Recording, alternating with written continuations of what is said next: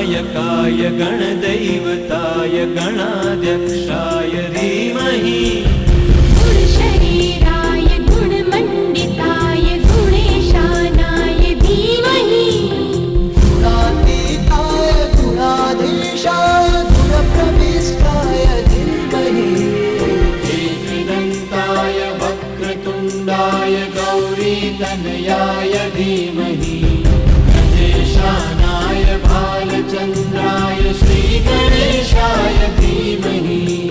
নমস্কার, শুরু করছি আজকের অনুষ্ঠান। কেমন আছেন আপনারা? আশা করি মা কামাখ্যার ইচ্ছায় আপনারা যে যেখানে আছেন ভালো আছেন, ভালো থাকবেন। এমনকি মায়ের আশীর্বাদে আমি সবার মঙ্গল কামনা করি। অদূর প্রান্তরে যারা মাসিমা, কাকিমা, জেঠিমা, দিদিমা অনুষ্ঠান দেখছেন, বা আমার বয়স্ক, আমার থেকে বয়স বেশি যারা, বয়স জ্যেষ্ঠ যারা অনুষ্ঠান দেখছেন, তাদের চরণে অসংখ্য প্রণাম। এই অনুষ্ঠানটা একটা শিক্ষামূলক অনুষ্ঠান, আমি জানি। আপনারা বহুদিন ধরে একই জায়গায় একই সময় দেখতে থাকেন, ভালোবাসেন আপনারা দেখতে, সেটাও আমি বুঝি। কিন্তু সবথেকে বড় ঘটনা হচ্ছে আমি অনেক কিছু মানুষের থেকে অভিযোগ পাই, দাদা নতুন অনুষ্ঠান কেন করেন না, নতুন অনুষ্ঠান কেন করেন না। নতুন অনুষ্ঠান করার জন্য প্রচুর সময় বার করতে হয়, যে সময়টা আমি পাই না দিদিভাই বা দাদা যারা দেখছেন তাদেরকে বলি, সেই সময়টা বের করে উঠতে পারি না আমি। যাই হোক, তাও আপনাদের কথা মাথায় রেখে আজকে আমি নতুন অনুষ্ঠান করছি। অনুষ্ঠানটা সবথেকে বেশি তারতম্য হচ্ছে টোটকা, টিপস। কোন টোটকা অ্যাপ্লাই করলে সংসার জীবনে শান্তি থাকা যায়, কোন টিপসটা অ্যাপ্লাই করলে বাড়িতে ছেলে মেয়েদের একটুখানি সুস্থ পথে পরিচালনা করা যায়, কোন টিপসটা অ্যাপ্লাই করলে আমাদের ভাই বোনেদের পড়াশোনাটা ভালো করে রাখা যায়, বা কোন টোটকাটা অ্যাপ্লাই করলে আমাদের বাড়িতে অশান্তি থেকে একটু মুক্তি থাকা যায়। আজকে প্রথম টোটকা টিপস দিয়ে শুরু করব। প্রথম একটা ভালো টোটকা বলি।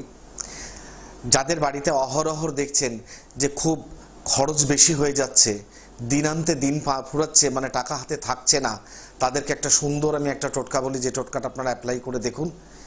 অবশ্যই বলছি দারুণ এর একটা রেজাল্ট আপনারা পাবেন। তবে একটা টোটকা 12 মাস করবেন না। আমি আপনাদেরকে অনেক বছর ধরে বলে আসি, করলে না সে টোটকাটার কাজ করতে চায় না।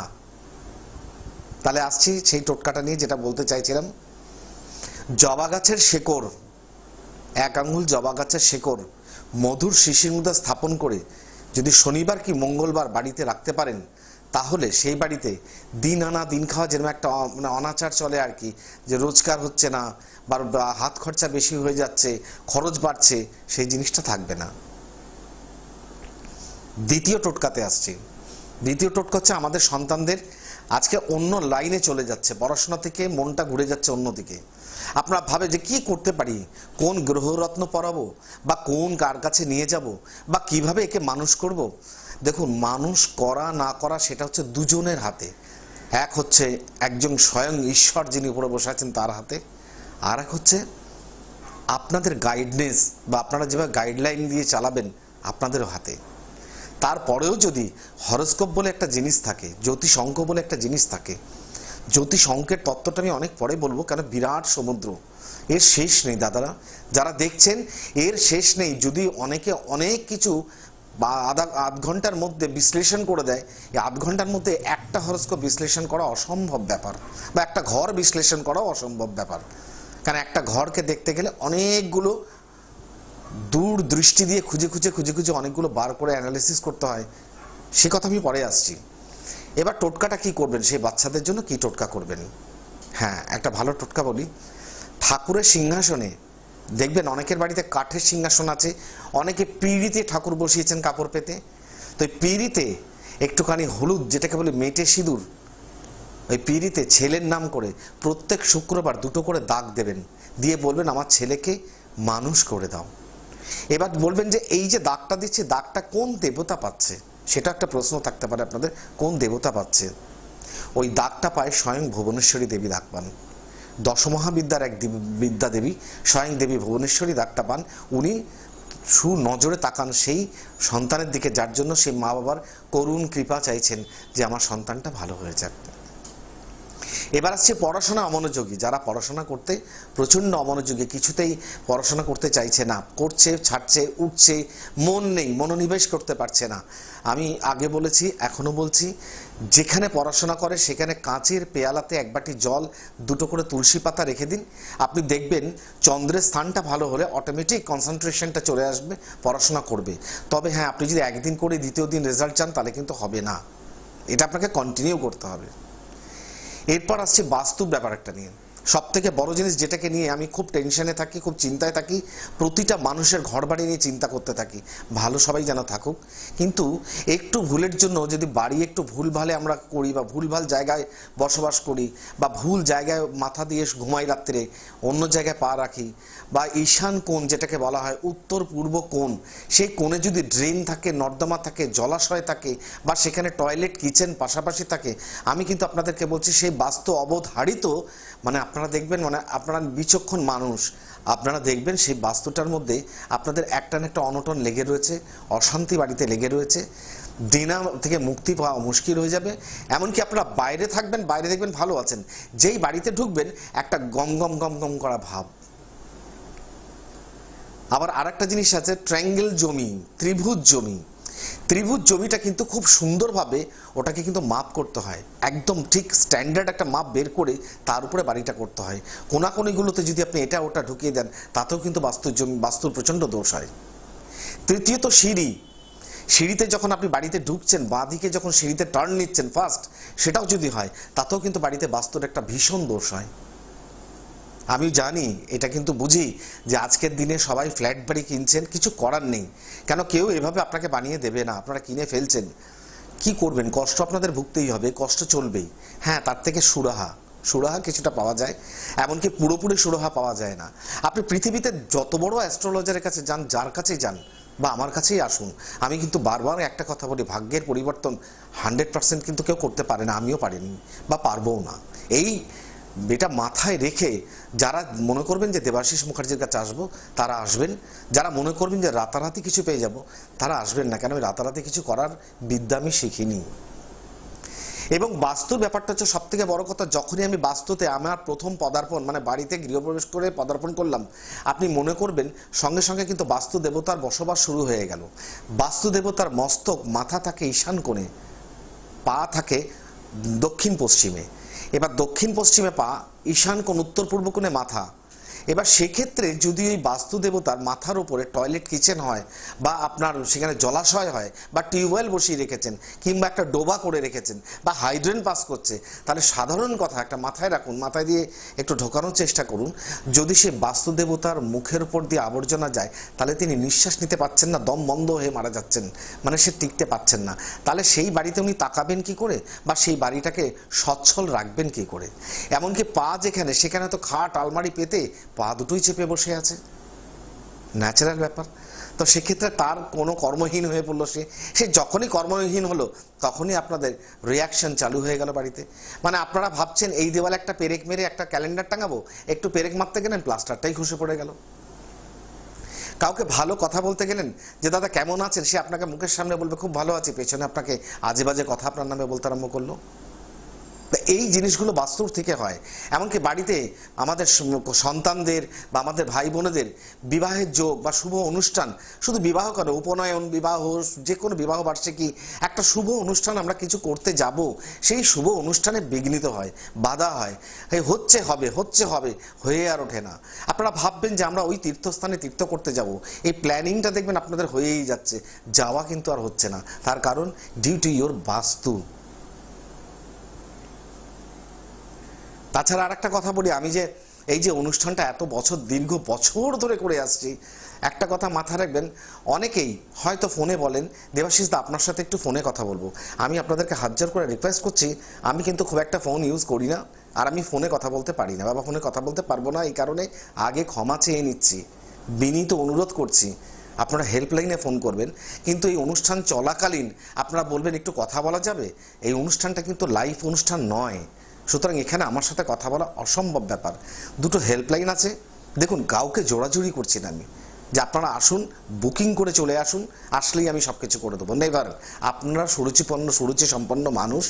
আপনাদের যদি মনে হয় যে না দেবাশিসদার কাছে যাওয়া উচিত, তাহলেই আপনারা আসবেন। যদি মনে করেন না আসা উচিত না, তাহলে আসবেন না। তার কারণ আমি কিন্তু এই যে অ্যাস্ট্রোলজি আজকে সাবজেক্টটা বৃহৎ সাবজেক্ট, এটাকে নিয়ে যথেষ্ট পড়াশোনা করেছি, দীর্ঘদিন সুদূর দিন ধরে পড়াশোনা করেছি, অনেক উপাধি, অনেক ডিগ্রি, অনেক সার্টিফিকেট পেয়েছি। কিন্তু এগুলোকে আপনাকে যদি আমি দেখাই, এগুলো দেখিয়ে কি আমি আপনাদের কোনো রকম সমস্যার সমাধান করতে পারবো? কোনোদিন পারবো না। ওটা তো আমার দেওয়ার দিয়ে, আমাকে মানুষ দিয়েছেন, আমি রেখে দিয়েছি। কিন্তু এটা দিয়ে তো হয় না, করতে হয় কোনটা দিয়ে? বিচক্ষণ বুদ্ধি, বিচক্ষণ গণিত, বিচক্ষণ আপনার ব্যাপারটা শোনা, আপনার ব্যাপারটা জানা, তারপরে সেটাকে অ্যানালাইসিস করা, তারপরে বিধান দেওয়া যে কোনটা করলে ভালো হবে, কোনটা করলে খারাপ হবে। কিন্তু আমি কোনো গ্রহরত্ন কিন্তু বিক্রি করি না, আমি কোনোদিনই বিক্রি করি না, কারণ আমি এসব ব্যাপারে থাকতে চাই না। কারণ গ্রহরত্ন না আমি ভালো চিনি, আর না আমি বিক্রি করার চেষ্টা করি। তার জন্য বহু মানুষ আছে যারা বিক্রি করেন, তাদের কাছ থেকে আপনারা নিয়ে পড়তে পারেন, তাতেও কোনো অসুবিধা নেই। আর আমার এই অ্যাস্ট্রোলজি, এই যে অনেকে পেশায় করেন, আমি কিন্তু শখে করি, বারবার কিন্তু আপনাদেরকে বলি। কারণ আপনারা জানেন যে আমি যে বংশেতে জন্ম, যে বংশে আমার জন্ম, সে বংশটা কি? আমার দাদু ছিলেন হাজারহাট মহন্ত স্বামী সত্যানন্দ গিরি মহারাজ, যিনি হরিদ্বারের আবাহনী জুনা আখড়ার প্রেসিডেন্ট ছিলেন। আমাদের বংশানুবংশ ক্রমে পরাক্রমে সবাই কিন্তু আজকে পূজারী, সবাই কিন্তু পুজো অর্চনা নেই জীবনযাপন করে গেলেন, সবাই এখনও করে যাচ্ছেন। আমার দাদু দেহ রেখেছেন, আমার দিদিমা পরম যোগিনী সাধিকা ছিলেন, দেহ রেখেছেন। আমার এক মাসি, উনি রীতিমতন মহন্ত হরিদ্বারে বসবাস করছেন। আমার এক বড় মাসি, তিনিও পুরীতে মহন্ত, উনিও ওখানে বসবাস করছেন। আমাদের পুরো ফ্যামিলিটা কিন্তু সাধু সন্ত নিয়ে জড়িত।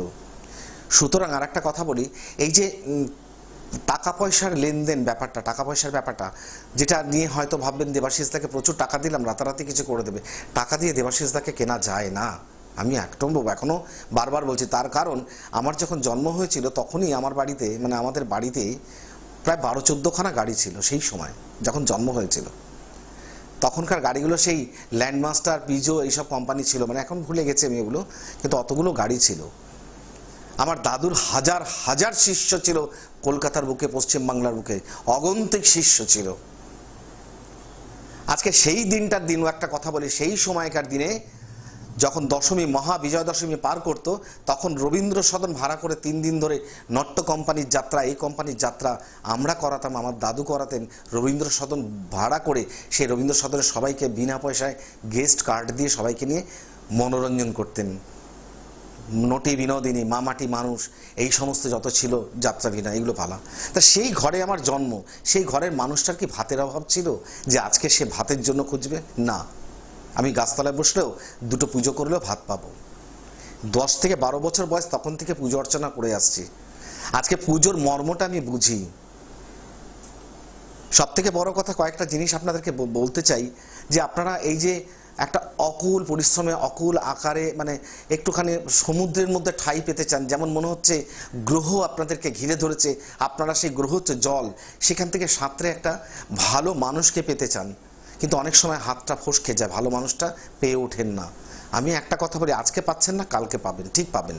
সব অ্যাস্ট্রোলজার যে খারাপ, সব মানুষ খারাপ, সেটা আমার বলার সাধ্যর বাইরে, আমি বলতে পারি না কথা। কিন্তু তার মধ্য থেকেও বলবো, আপনাকে ঈশ্বর চোখ দিয়েছেন, হাত দিয়েছেন, বিচক্ষণ বুদ্ধি দিয়েছেন, আপনি আপনার বিচারধারা করে চলুন। এই যে বাড়িতে বাস্তুর যে দোষটা হলো, এই দোষটাকে কি আপনারা চাইবেন না একটু খণ্ডন করতে? আচ্ছা ভাবুন তো, আপনাদের তো বহু টাকা নষ্ট হয়, অনেক টাকা। আজকে একটা রেস্টুরেন্টে খেতে গেলে 3-4 হাজার টাকা নষ্ট হয়ে যায়। আজকে একটা বেড়াতে জায়গা গেলে, যেখানে বেড়ানোর মনে শান্তি হলো না, সেই বেড়াতে যাওয়ার জায়গায় যে গাড়িটা ভাড়া করে গেলেন, গাড়িটাই 15-20 হাজার টাকা নিয়ে নেয়, কিন্তু তাতেও আপনাদের শান্তি হলো না। কিন্তু তার থেকে তো আমি বলবো একটা কথা, খুব সামান্য দামে একটা পারদের শিবলিঙ্গ বাড়িতে যদি বসান, একটা ঋণ মুক্তি, একটা বাড়িতে কলহ মুক্তি, একটা মামলা মুক্তি, একটা বাস্তুদোষ খণ্ডন, একটা মানসিক শান্তি, একটা গৃহ সুন্দর পরিবেশ, একটা পারদের শিবলিঙ্গ একটা বাড়িতে অধিষ্ঠান করলে, সেই পারদের শিবলিঙ্গ যদি আপনি প্রতিষ্ঠা করেন বা উনি অধিবেশ যদি করেন, তাহলে সেই বাড়িতে এই সমস্যার সমাধানগুলো হয়। আরও একটা ব্যাপার আছে, যেটাকে আমরা বলি অ্যান্টিক পিরামিড। এগুলো সায়েন্সের ব্যাপার, মানে এর মধ্যে কোনো আমি আধ্যাত্মিক জুড়ছি না, এটা পুরোপুরি বৈজ্ঞানিক ব্যাপার। বৈজ্ঞানিক ব্যাপার তার কারণ হচ্ছে যে আমি এটাকে নিয়ে অনেক দিন অ্যানালাইসিস করেছি যে আমাদের বাড়িতে প্রথম রোদের তাপটা কে পায়। আপনারা ভেবে দেখুন, আমি যেটা বলছি সেটা যুক্তিযুক্ত না।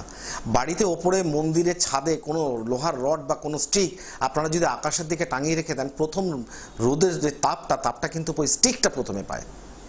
তো স্টিকটা পেলে কি হয়, গরম হয়ে যায়। ঠিক তেরকমই পিরামিডস এমন একটা জিনিস যে পিরামিডসটা চতুর্ভুজ কোণা, সে উপরের যে শৃঙ্গবিন্দু কোণাটা উপর দিকে থাকা মানে আপনার বাড়িতে জানলা দরজা যেদিকেই থাকুক না কেন সে কিন্তু তার সূর্যের রশ্মিটাকে গ্রহণ করবেই, করে বাড়িতে পজিটিভ এনার্জি গ্রো করাবেই। তাহলে কি হবে, বাস্তুদোষ সারা জীবন, আমি এটা বলছি না কি আপনি এটা লাগালে আপনার বাস্তুদোষ 100% কেটে যাবে। আপনি এই যে কষ্ট পাচ্ছেন তার থেকে 60% আপনি মানে মুক্ত শান্তিতে থাকতে পারবেন। কোনো জিনিসটা পৃথিবীতে হয় না, আমি একটা কথা বলি, আপনি কিছুতে মিলিয়ে দেখুন, কোনো জিনিস এক চান্সে ভালোভাবে হতে চায় না, কোনো জিনিস না। আজকে মা কাকিমা যে রান্না করেন প্রত্যেক দিন কি রান্নাটা ভালো হয়? আজকে বাড়িতে এতবার পুজো করছেন, সত্যনারায়ণ পুজো করছেন, লক্ষ্মী পুজো করছেন, কিসের আশায়? যাতে আমরা একটু বাড়িতে ভালোভাবে থাকতে পারি। তারপরেও কি থাকতে পারছি? কেন পারছি না? এই কেন প্রশ্নের উত্তরটা, জিজ্ঞাসা চিহ্নটা বড়, সেই চিহ্নটা কিন্তু আমরা যেখানে বসবাস করছি ছাদের তলায়, আমাদের ছাদটা কি মন্দিরের ন্যায় পরিপূর্ণ? তাহলে আমরা এখানে পুজো অর্চনা করতে পারি। আবার অনেক আমাদের কাকিমা জেঠিমা আসেন যারা বাড়িতে বসে সকাল থেকে ঘুম থেকে উঠে স্নান করে সেই ঠাকুর ঘরে ঢুকে বেলা 12টার সময় বেরোন। সেই কাকিমা জেঠিমাদের বলি, এতক্ষণ ধরে পুজো করে খালি পেটে থেকে পেটের রোগ না ডেকে একটুখানি মুড়ি জল খেয়ে নিন, খেয়ে একটু শান্তি মাথায় একটু পুজো দিয়ে তাড়াতাড়ি বেরিয়ে বাড়িতে রান্নাবান্নার দিকে মন দিন, পুজোও দিন, ঘরের কাজও করুন, দেখবেন সব ঠিক থাকবে। কিন্তু একভাবে যদি ভাবেন সমস্ত ঠাকুর রেখে পুজো দেবো, হয় না। তাহলে কিন্তু আমি একটা কথা বলি, তারাপীঠে কিন্তু দক্ষিণাকালীর মন্দির থাকতে পারতো, কামাখ্যায় কিন্তু দুর্গা ঠাকুরের মন্দির থাকতে পারতো, নেই না, সব আলাদা আলাদা না। তো সেজন্য সবাইকে এক জায়গায় আনা যায় না। আমি যেমন একজনকে খুব প্রচণ্ডভাবে পুজো দিই, প্রচণ্ডভাবে বিশ্বাস করি, প্রচণ্ড মানি, কেন তন্ত্রের প্রণেতা একদম দেবাদিদেব মহাদেব, 64খানা তন্ত্রের প্রণেতা, 64খানা তন্ত্র পরিণত করেছে উনি। সেই পরিণতের কাহিনী অনেক বৃহৎ কাহিনী আছে, সেগুলো আপনাদেরকে বলবো। কিন্তু কথা হচ্ছে এই যে পুজো অর্চনা করার ফলটা কি আপনাকে বলি, আমরা যেমন দশমহাবিদ্যা মানে কি? দশমহাবিদ্যা এটা একটা ভয়ঙ্কর জিনিস, মানে আপনারা চিন্তাধারা করতে পারবেন না, মানে কি যে একটা ভয়ঙ্কর, আপনাদেরকে কি বলবো, কি যে শক্তি। এর যন্ত্রম ধারণ করা সবার পক্ষে সম্ভব নয়, সবাই যেই যন্ত্রম ধারণ করতে পারেন না। তার কারণ এর ক্যাপাসিটি ধারণ করার জন্য তার ক্যাপাসিটি থাকা চাই, বা তার হরোস্কোপের মধ্যে প্রত্যেকটা গ্রহের সঙ্গে সমৃদ্ধ মিলন হওয়া চাই, যেখানে একটা যন্ত্রম দিলে কাজ করবে। অনেকে হয়তো ভাবলেন, দেবাশিস দা আমি আপনাকে বলছি আমাকে একটা বগলামুখী যন্ত্রম করে দিন না, আননেসেসারি দিয়ে কোনো লাভ নেই। আমাদের বংশটা দেয় না এইভাবে, আর কাউকে ঠকানোর চেষ্টা করে না, কেন আমরা ঠকে কিন্তু নিজেকে অভিশাপ আমরা নেব না, একদম পরিষ্কার। বহু মানুষ তো আসেন, আচ্ছা আপনারা তো নিজে আসেন, আপনারা তো বলুন তো, আপনারা যখন কথা বলেন আমার সাথে, আমি যেমন এই টেলিভিশনে বসে কথা বলছি ঠিক তেমন চেম্বারে একইভাবে কথা বলি, কেন আমার কিন্তু দ্বিতীয় কোনো রূপ নেই যে এখানে হাসি ওখানে আমি তাড়াতাড়ি করে আপনাদেরকে তাড়িয়ে দেবো, তা না। আমাকে শুনতে হবে, জানতে হবে, আমি শুনবো, জানবো, তারপরে তো আপনাদের কোনো বিধান দেবো। কথাটা তো একই রকম থেকে যায়, তাই না? আর এই যে ঠকানোর ব্যাপারে যে আপনারা আসেন, আমি কি সবাইকে প্রত্যেকটা ক্ষেত্রে বলেছি আপনাদেরকে এই প্রতিকার নিতে হবে, ওই প্রতিকার নিতে হবে? আমি তো বহু মানুষকে বারণ করেছি যে এখন সময়টা ভালো আছে, এখন কিছু নেবার প্রয়োজন নেই। তার সাক্ষী যদি ঈশ্বর ওপরে থাকেন, চন্দ্র সূর্য থাকেন, তৃতীয় আপনারা আছেন, যে আপনারা এখানে এসে বিনায়ক অ্যাস্ট্রো পয়েন্টে এসে আপনারা নিজেরা যাচাই করে দেখে গেছেন যে না, এখানে সবার জন্য প্রযোজ্য নয়। একটা মানুষ যদি সুস্থভাবে চলতে পারে, সুস্থভাবে জীবনযাপন করতে পারে, টুকটাক সমস্যা তো সবার আছে, আমারও আছে। কি আমার কি কখনো জ্বর হতে পারে না? তা আপনাদের কি হতে পারে না? সেই জন্য অ্যাস্ট্রোলজারের কাছে যেতে হবে। অ্যাস্ট্রোলজারের কাছে যেতে হবে কখন যেতে হবে? যখন দেখছে যেটা বারংবার করছি হচ্ছে না, তখন মনে একটা খটকা রাখতে হবে, আমি হরোস্কোপটা একটু বিচার করাই তো, বা আমার শনি 7.5 লাগলো না তো। অবশ্য শনি 7.5 সর্বক্ষেত্রে সবার জন্য প্রযোজ্য নয়, কেন মকর কুম্ভে এখনো চলছে, 2020 24 জানুয়ারি থেকে এসেছে শনি 7.5 ফেজ। সুতরাং যে এই যে শনি 7.5 লাগলো কিনা, বা আমার বাড়ির বাস্তুদোষটা ক্রিয়েট হলো কিনা, বা সত্যি কি আমি বাস্তুদোষে ভুক্তভোগী, তাহলে কি হবে? আপনার হরোস্কোপে দেখবেন, আপনি হরোস্কোপটা কাউকে দেখাবেন, দেখবেন লগ্নটা কোথায় আপনার লগ্নের 4র্থ ঘরে 4 নম্বর ঘরে কি আছে? রাহু আছে কি? যদি রাহু থাকে তাহলে আপনি মনে করবেন আপনার বাস্তুদোষ অবধারিত আছে। তার মধ্যে থেকে আরেকটা প্রশ্ন, বিরাট প্রশ্ন কিন্তু এগুলো, আপনার বাড়িতে মা কালী মন্দির রয়েছে অথচ চতুর্থে রাহু আছে, তবু আপনার ভালো হচ্ছে না। আপনার বাড়িতে কিন্তু নিত্য জল পড়ে, নিত্য সেবা পড়ে, শনি মঙ্গলবার জবা ফুল পড়ে, মায়ের গলায় মালা পড়ে, সবই হয়, তবুও আপনাদের সংসারে একটা অশান্তি, হাহাকার ভাব। তার কারণটা কি? তার কারণ হচ্ছে, রিজন হচ্ছে বাস্তু। কেন আপনার বাস্তু আপনাকে সাপোর্ট করছে না। আপনি যদি ওখানে যদি কোহিনূর বা সাপের মণিও বসিয়ে রাখেন, সে মণিও অন্ধকার হয়ে যাবে। কেন বাস্তু দেবতা যদি সজাগ না থাকে। আজকে মহাপীঠ, তারাপীঠ, মা কামাখ্যা ধাম, নয়না দেবী, বৈষ্ণো দেবী, আজকে মন্দিরে আমরা পদার্পণ করছি কেন? চকচক করছে, পরিষ্কার ধপধপ করছে জায়গা, যেখানে গেলে মনে পরিতৃপ্তি হয়। সেই জন্য সেই মন্দির অধিষ্ঠান করেছেন ওখানে, শেরাবালি মা পাহাড়বালি ওখানে অধিষ্ঠান করছেন। তাহলে আমাদের ঘরে হচ্ছে না কেন? আমাদের ঘরে আমাদেরকে করতে হবে মন্দিরের ন্যায়। আমাদের ঘরে ফ্রিজ পরিষ্কার রাখতে হবে, রক্তের দাগ থাকলে চলবে না মাছ মাংস রেখে। আমাদের মশলার কৌটোগুলো একদম ধুয়ে সপ্তাহে একদিন করে সার্ফের জল দিয়ে ধুয়ে পরিষ্কার রাখতে হবে। এমনকি যে জলটা, মানে যে বেসিন থেকে জলটা আউটলেট হচ্ছে, যেখান থেকে বেরোচ্ছে, সেখান থেকে অনেক সময় আরশোলা পোকামাকড় উঠে আসে। সেই জায়গায় আমাদের পরিষ্কার চকচকে রাখতে হবে যাতে সেটা না হয়। এমনকি বেসিন টেসিন পরিষ্কার রাখতে হবে, কোনো রকম না। এমন জুতো যখন বাইরে থেকে পরে আসছেন, জুতো বাড়ির বাইরেই খুলুন, ভেতর ঢুকবেন না। আপনি বুঝতে পারছেন না যে আপনি কোথা থেকে কত জায়গায় পা দিয়ে এসেছেন, সেখানে কত রকম নেগেটিভ এনার্জি ছিল, যেটা আপনার ঘরে শটান প্রবেশ করে গেল। বাড়ির ছাত্রছাত্রী বা আমার স্নেহের ভাইপো, ভাইজি, বোনেদের বা আমার কন্যা সমতুল্য যারা, তাদেরকে আমি বলছি যে তোমরা বাড়িতে এসে জামা কাপড় একটা জায়গায় খোলো। এ নাকি টেবিলে ছড়িয়ে ছিটিয়ে রেখে দিলে, এটা নাকি এখানে রেখে দিলে মা এসে করবেন না। তোমরা ঠিক করো জায়গাটা, তোমরা ঠিকঠাক রাখো, তাহলে তোমাদের পড়াশোনা হবে, তোমাদের কেরিয়ার ভালো হবে। আজকে বুঝতে পারছো না তোমরা, তোমাদের ব্যাপারটা একটু বোঝানোর চেষ্টা করি। আজকে তোমার বাবা মা রোজগার করছেন আজকের ডেটে 40 টাকা 50 টাকা কিলো চাল। আজকে 2021 সাল, যখন তোমরা 2045 সালে যখন অষ্টম মাধ্যমিক দেবে, উচ্চ মাধ্যমিক দেবে বা ফার্স্ট জয়েন্ট দেবে, তখন এই চালের দামটা গিয়ে দাঁড়াবে কত? 150 টাকা কেজি। তো আজকে যদি তোমার বাবা মা 15,000 টাকা মাইনে পান, তোমাকে সেদিনকে 50,000 টাকা মাইনে রোজগার করতে হবে, তবে আজকের ডেটের দুমুটো ভাত অন্য পেটে জুটবে। সেই জায়গাটা যেন তোমাদেরকে তৈরি হতে হবে। এর জন্য কোনো অ্যাস্ট্রোলজার দায়ী না, এর জন্য কোনো রকম গ্রহের বিচার করানো দায়ী না।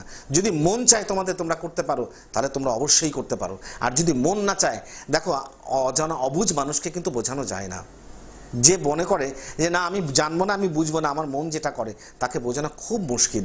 সে বোঝে, যেদিন বোঝে অনেকটা সময় জীবন থেকে চলে যায়, তখন সে অনেক পস্তায় যে আমি সেই জীবনটা যদি মানতাম, তাহলে আজকে আমার লাইফটা ভালো থাকতো। সুতরাং আমার পুজোর লাইফে কতগুলো ঘটনা আমার খেয়াল পড়ে, মানে পুজোর লাইফে কিছু কিছু জিনিস আপনাদেরকে বলি। এই যে অনেকে তারা মা বাড়িতে রেখেছেন। হ্যাঁ, একজন আমাকে ইউটিউবে লিখেছিলেন, দাদা আপনি বলেছিলেন আমি তারা মা বাড়িতে রেখেছিলাম, কিন্তু আপনার কথা সরিয়েছি। সরানোর পরে 7 দিন বাদে আমার বাড়িতে চুরি হয়ে গেছে, ভেঙে গেছে, এই হয়ে গেছে, অমুক হয়ে গেছে, তমুক হয়ে গেছে লিখেছিলেন।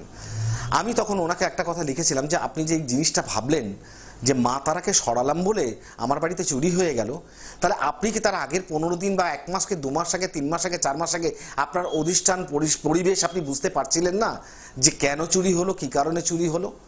আজকে যদি তারা মা থাকতে যদি চুরি হতো, তাহলে তো আপনি লিখতেন না, তাই না? তাহলে বিশ্বাসে মিলায় বসতো, তর্কে বহুদূর। ওনাকে বোঝানোর পর উনি কনভিন্সড হয়েছিলেন, বলেছিলেন হ্যাঁ আপনি যেটা বললেন এটাও সত্যি কথা। সুতরাং এটা নয়, আমি একটা কথা বলি, তারা মায়ের রক্তাক্ত মূর্তি আমার দাদু বলতেন ছিন্নমস্তা দোমাবতী তারা মা বাড়িতে রেখো না, বা আমিও বলি রাখতে না। তার কারণ আপনাকে একটা জিনিস বলি, শিহরণ জাগানো একটা ঘটনা বলি। মানে আমি যখন পুজো করি 10 বছর বয়স থেকে, দেখুন দেবাশিস মুখার্জিকে দেখতে সুন্দর লাগছে, মানুষটা কিন্তু এত সুন্দর পোশাকিন মা, সে কিন্তু শ্মশানের একটা রাজা বলতে পারেন, রাজা। যে 10 বছর বয়স থেকে জীবনটাকে তছনছ করে দিয়েছি আজকে পুজো করতে করতে করতে করতে। কেন, যে ঘরে জন্ম সেই ঘরে আমার উপায় ছিল না পুজো শেখা ছাড়া। কেন, ওনার সর্বস্ব বিদ্যা দিয়ে গেছিলেন আমাকে যে তুমি এইগুলো মানুষের জীবনে মঙ্গল করো। তিনি থাকতেই আমাকে হাজার হাজার পুজো করতে হতো। উনি চলে যাওয়ার পর তো এখন দেশ বিদেশ, আমাদের ভারতবর্ষ কেন, ভারতবর্ষের বাইরে, বাংলাদেশে, আমেরিকাতে, ম্যানচেস্টার, ইউকে, সমস্ত জায়গাতে আমার প্রত্যেকটা মানুষ আমাকে ফোনে কথা হয়। যখন যেদিন আমি চেম্বারে বসি, ওরা জানান যে আমরা একটু কথা বলতে চাই পুজোর ব্যাপারে, সেই দিনকে আমাকে একটু ফোন ধরিয়ে কথা বলিয়ে দেয়। আমি তখন ওদের হরস্কোপ দেখে আমরা জানিয়ে দিই যে কীভাবে কী করবেন, কীভাবে না করবেন। কিন্তু তথাপি একটা কথা বলি, এই পুজোর পর একটা জিনিস, মানে 17-18 বছর বয়সে আমার দাদু একটা বলেছিলেন যে বাবু তোমাকে একটা বাড়িতে পাঠাচ্ছি, একটা পুজো তোমায় করে দিয়ে আসতে হবে। তো আমি তখন একটুখানি মানে উনি বললে একটুখানি আতঙ্কিত হতাম, আমি ঘাবড়ে যেতাম। উনি বলছেন মানে দিস ইজ সিভিয়ার, মানে খুব ভয়ঙ্কর ব্যাপার হতে পারে। তো সেক্ষেত্রে মানে সেই পুজোটা কি করতে হবে কি না করতে হবে সেভাবে আমি ভাবলাম কি করব, কোন পুজো শুনলাম ওনার থেকে আমি, হ্যাঁ বাবা বলো, আমরা বাবাই ডাকতাম, হ্যাঁ বলো। তখন বলেছিলেন, একটি জায়গায় পাঠিয়েছিলেন, বাড়িতে একটি ছেলে বিদেশ থেকে পড়াশোনা করে এসছে, পড়াশোনা করে এসে সে একটা ঘরে লিখতে লিখতে লিখতে লিখতে মানে একটা অজৈব প্রাণী হয়ে গেছে, মানে না নখ কাটে, না চুল কাটে, না দাড়ি কাটে, না কিছু কাটে। সে কলম এখানে রাখে, ওখানে বই রাখে, কিছুক্ষণ বাদে এসে দেখে এই টেবিলে কলম রেখেছিলাম, কলম নেই। আবার কিছুক্ষণ বাদে গিয়ে দেখে যেখানে আমি বিছানা করেছিলাম বালিশটা চৌকাটের দ্বারে পড়ে আছে। এবার তারপর থেকে হারাতে, না তার বাড়িতে নাকি জিনিস অটোমেটিকলি হারাতে আরম্ভ করে, সে ঘরে কলম নেই, বই নেই, টেবিল নেই, চেয়ার চলে যাচ্ছে।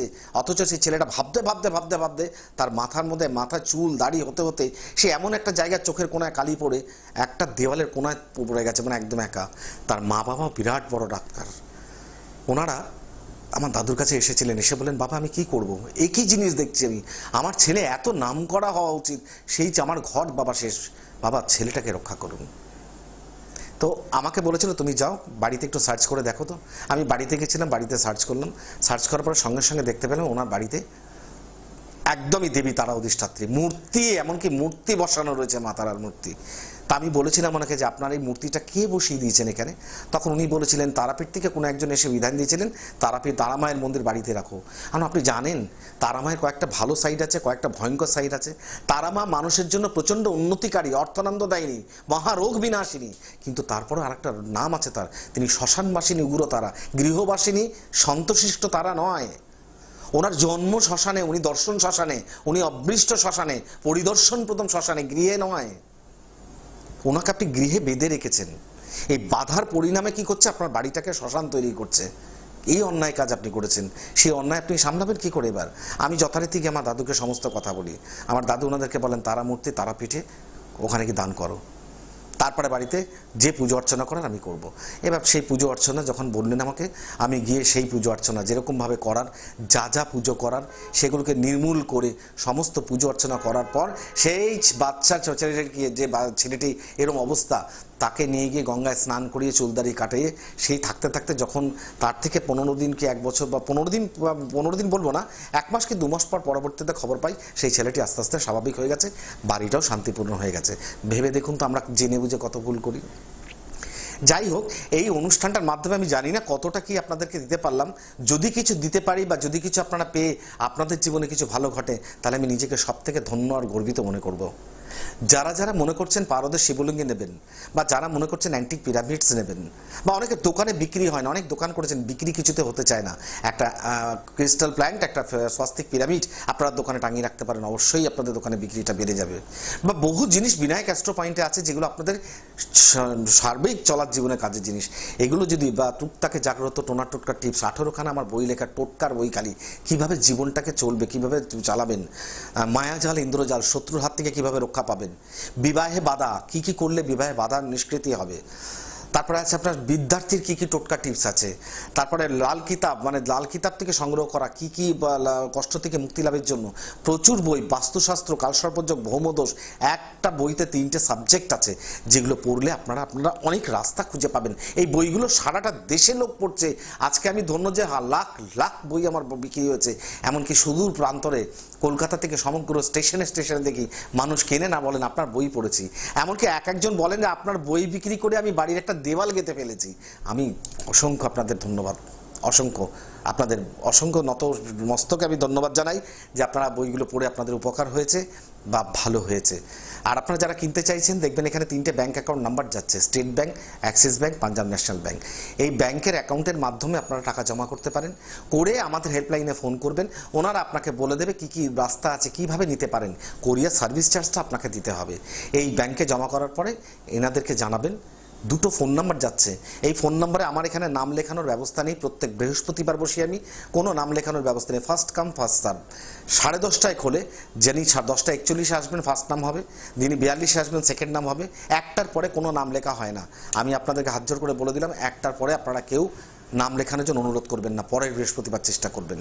সুতরাং আর যারা যারা বারবার করে বলতে চান আমি দেবাশিস দার সঙ্গে কথা বলবো, আমি আপনাদের বলুন তো আমি হাত জোর করি আর কীভাবে বলবো? আমার সাথে ফোনে কথা বলা সম্ভব না, কেন আমি ফোনে টাইম দিতে পারি না।